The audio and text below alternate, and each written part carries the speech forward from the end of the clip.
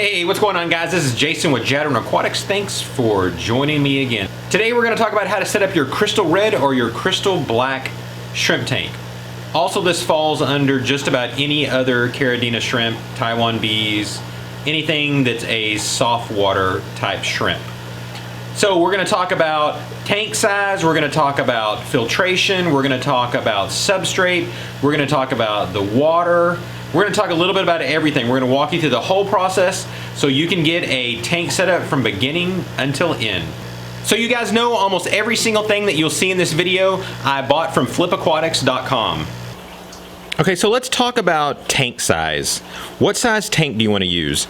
Just about any size tank you want to use will work just fine. It just depends on what your ultimate goal is. If your goal is just to have 5, 10, 15, 20 shrimp, then you can just get a small 2.5 gallon, 5 gallon, and you'll be just fine with that. But if you're looking to get these guys to really breeding, then I would always suggest that you go with a 20 gallon long. And as you can see, the 20 gallon long, it just has a lot of surface space, and it's not so tall, and that's perfect for what the shrimp need. The other thing about it is a 20 gallon long is extremely cost effective. Whenever Petco has their sales, you can pick these guys up for $20. You're never going to be able to pick up a tank that's less than 10 gallons for any cheaper than that. It's almost like the smaller they get, the more expensive they get. So I would suggest that you would go with a 20 gallon long. You will easily be able to keep 400 to 500 shrimp in one of these because of all the room that you have. So you got plenty of room for these guys to explode in growth. But the problem is, the bigger your tank is, the harder it is for you to ever see them. Kind of like this tank, for example. This one has some black King Kongs in it. There's about 5 of them in here, and this is a 10 gallon. And as you can see, just by looking in here, the only one that I can see is way back there on the sponge filter. Other than that, you can't hardly see them. Okay, so now you have your tank size figured out. The next thing you want to do is decide on what type of substrate you want to use. Substrate is critical when dealing with soft water type shrimp. You have to be able to keep the pH at a low pH. I'm talking down 6.5 or lower. So the type of substrates that you want to use to be able to keep that pH balance is an active substrate. Now there's multiple types of active substrate that's out there. The type that I like to use is by Brightwell. It's a volcanic ash. Let me show you what that looks like. This is the volcanic ash by Brightwell. This is a big 25-pound bag. It's hard to get bags this size. Most of this active substrate can get fairly expensive. Another brand of active substrate you may want to try is Fluval Stratum. It also works very, very well, and it's a little bit more affordable. And then another one that you can use is Amazonia. So let's talk a little bit about the difference. Whenever you use one of the Fluval or the Brightwell, those you can immediately put the water in there, and if you have a cycled sponge, you can put shrimp in immediately. But when it comes to Amazonia, you can't. It has to set for a few weeks because as you put water into it, it is naturally going to release ammonia. So you ask me this, Jason, why in the world would I ever use Amazonia then? Well, there are a lot of the top breeders that are out there that are using Amazonia. So apparently they're having better results in it. The problem with me is I don't have any patience. I want to get a tank set up in a hurry. So I keep cycled sponges everywhere so I can immediately get a tank set up. So if I've got to put a soil in there or a substrate in there and have to wait for weeks and weeks and weeks for it to leach off all the ammonia, I'm just not going to do it. Eventually, I'm obviously going to try it. I need to take one tank and put it in there that I'm going to be a while before I put shrimp in. I'd like to run some tests side by side just to see how 2 of the same species do on the different substrates.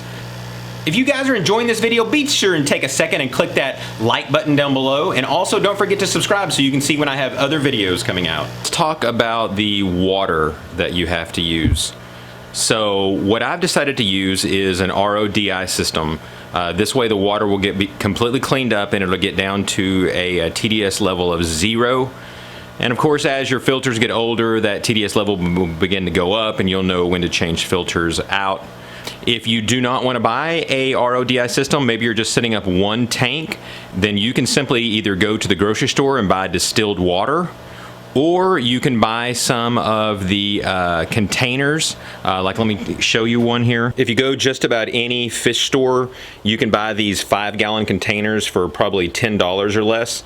Then you can have these containers filled at that fish store with just RODI water. Typically it's about 50 cents a gallon, so you're only paying about $2.50 to fill up this whole container, whereas if you go to the grocery store, distilled water, when you buy it by the bottle, is usually about $1. So this is about the cheapest way to go. Again, you're not doing a lot of water changes on shrimp tanks, so you don't have to worry about having a huge supply of water.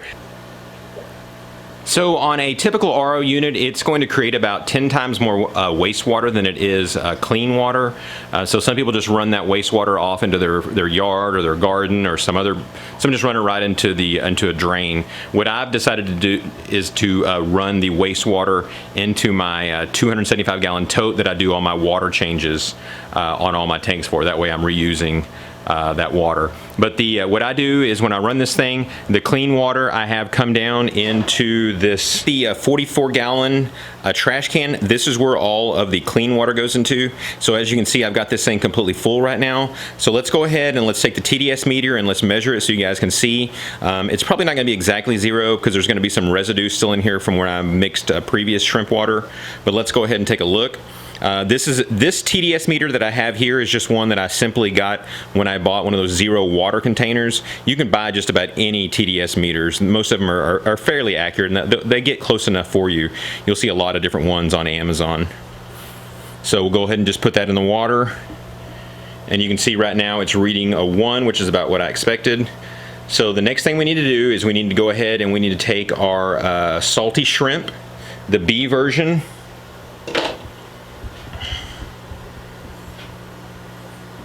Okay, you can see right here, this is the B shrimp. This is the stuff that we want to mix up to get the water to the exact KH and GH that we need to keep any type of caridina shrimp. Especially Taiwan bees. If you look at the instructions all deal in the metric system, and of course us in the US have, well, most of us have no idea what the heck this is. So I had to Google it to figure out what in the world that I needed, and I wrote it on the top. 1 spoonful is enough to do 5 gallons. There's a little spoon that's inside here, we'll see here in just a second. But let me tell you a little trick that I've learned from Rob from Flip Aquatics. Instead of having to mix this stuff, because what you would normally do is you would take it and mix it so that it's all mixed up in the water, and then you would take your GH test or KH test and measure it and see what it's at, and then you would either add some more water or you would add some more mix to get it where you want it. But Rob from Flip Aquatics has been doing this long enough that he knows that all you do, as long as you're starting out with 0 TDS water, you just have to get your TDS to 130. Once that's at 130, then it has the exact KH and GH that it needs to be at. So that makes things a whole lot easier, not having to mess with a GH or KH test, because those things can be kind of a pain in the butt. So let's go ahead and let's get this stuff and let's mix it into the water. Now this container is 44 gallons. 1 spoonful for 5 gallons. So we're gonna go ahead and add about 8.5 spoonfuls into this thing. So here is a spoon. You can see this thing is pretty small. It's not like a normal spoon. So you can see that it just comes out as kind of a salty powder. Okay, so I keep a pump in here at all times. So I'm just gonna simply turn it on and let it begin to just completely recirculate.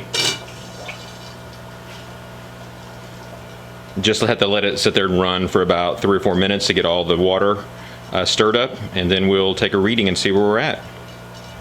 But whenever I'm putting the salt in, one of the things, I like to go a little bit less than it says, because it's a whole lot easier after you measure it to just start adding a little bit to get where you want. If you put too much in, then you have to deal with adding more water. As you can see, I'm already up to the top of the rim, so it's going to be very difficult if I went over. Okay, so it's been stirring for a while, so let's go ahead and put the TDS meter in there. And as you can see, I did exactly what I told you not to do. I put a little bit too much salt in there. It's at 138. That's not that big of a deal, but I'm gonna go ahead and turn the RO on again and let it calm down a little bit and get it down to 130. As you can see, it's kind of bouncing around a little bit, 134, 135. So we'll do that and we'll get the water ready to go. Okay, so to put the substrate into the aquarium, there's two kind of different ways that you can actually do it. First of all, here on the right side, you can take your substrate and put it in there about a ½ inch deep. Is plenty to be able to get the water to balance out to the right pH. And then here on the other side, you'll see the way it's done here. This is a way that you see a lot of different breeders do it. They'll take the same amount of substrate and they'll put it in these small plastic containers. And then what that does is that makes it a whole lot easier to replace it, because if you remember, this substrate will typically only last about 2 years, and then your parameters will begin to swing and you'll need to swap that stuff out.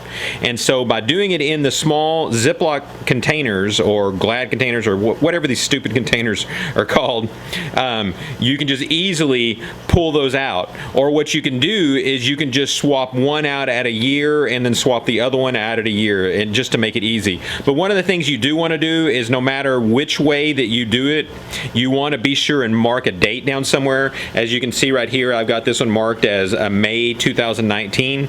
That way I kind of have an idea of when I need to swap that substrate out. Now, so that you know, these containers that I have in here right now, these are really too small. You really want to use one of the ones that are kind of more designed maybe to hold like a sandwich, that are kind of flatter and hold a lot more at not such a high height.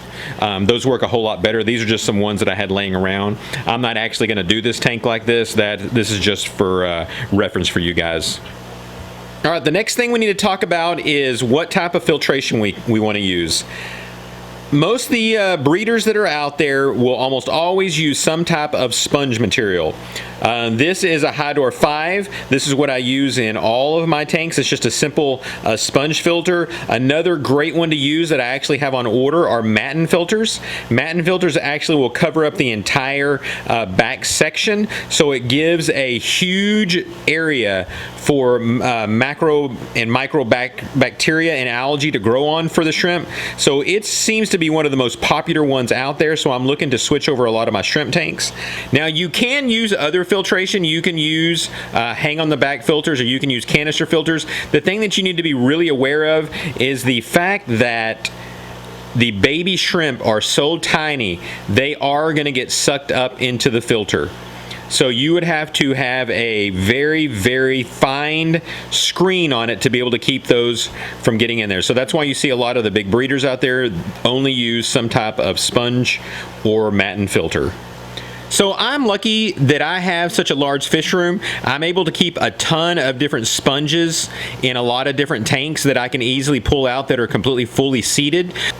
If you have a fully cycled sponge, then you can immediately put it in there and put the shrimp in there right after that. But if you do not have a fully cycled sponge, then you're going to have to wait the time that it takes for a tank to cycle, which can take up to a month. You have to understand that freshwater shrimp are very, very picky when it comes to water conditions. Just the least amount of nitrites or ammonia can kill them. So you do not want them to be in a tank at all while it's cycling. So if you want to learn a little bit more about cycling, there's tons of videos out there that can walk you through that step by step, but understand that it is a long process and you need to be extremely patient. Okay, so now you have your tank picked out, you have the substrate picked out that you're going to use, you've got your water, RODI water, and you've got it mixed to the proper TDS, you've got it poured into the tank. Now the whole tank is ready to go. You've got a cycled sponge in there. You have now got your shrimp ready to go. So what are some other things that you want to put in the tank? Now, a lot of what you want to use in there from now on is pretty much just personal preference. Let's start with leaves first. This right here is an almond leaf. Almond leaves are great to use for multiple reasons. As an almond leaf decays, this macrobacteria will begin to eat away, and the shrimp absolutely love that bacteria. Also, the leaves will release tannins, which is also really good and almost medicinal to the shrimp. The next thing is you want to decide what type of plants you want to use. Actually, what I have in this tank right here is Sawasser tang. You can also use Java moss, Christmas moss. There's all sorts of different types of mosses that you can use. The reason mosses work really, really well, it allows a place for the baby shrimp to get away and to forage around and to find all sorts of microbacteria to feed on. So it's just a great place for them to go and to be able to feed. And again, you can use just about any kind of moss. If you want to put any other kind of plants in here, that's fine. Again, that's just personal preference. The next thing I like to put in mine is some type of stone. As you can see here, I've used dragonstone on this tank. I like dragonstone because it has lots of little nooks and crannies for the shrimp to get into. Next thing you want to try to use is some type of driftwood. This is spider wood right here. This one actually hasn't sunk yet, but you can use pretty much any kind of driftwood. Another type of wood that's really good for shrimp is chola wood, as you'll see right here. Again, it's one that has lots of holes in it. Again, another place for lots of biofilm to form. Again, it doesn't really matter which one you use. You're just trying to provide as many places as possible for biofilm to grow on. That way it gives the shrimp tons and tons of places to be able to eat from. And that's going to be your main concern when putting the different things in to decorate your tank. Okay, so we got the whole tank set up. We've got the shrimp in there. The last thing we need to talk about is types of food. The first thing that I like to use is Bacter AE. Now, Bacter AE is just a simple powder form that you can literally add to your tank every single day if you want. I think the directions say you can add it 2 or 3 times a day. It's just a powder form that you pour in there that immediately begins to create a biofilm for the shrimp to feed on. Now, there's lots of other types of shrimp food out there. This is one type. It's a shrimp snack, mall beer. There's another one that I use that's called cheeseburger. One that I've used a lot of is Shrimp King. Another one that I use is Masura XL. And then another one is, I don't even know how you pronounce it, another shrimp snack, Lausenzine. You just pretty much want to use some high quality shrimp foods. All right, there you go, guys. Your tank is completely set up and ready to go now. I hope you guys learned something from this video. If you have any questions, be sure and leave them down below. I'll try to get back to you just as soon as I possibly can. I really appreciate each and every one of you guys. So thanks again, guys, and God bless.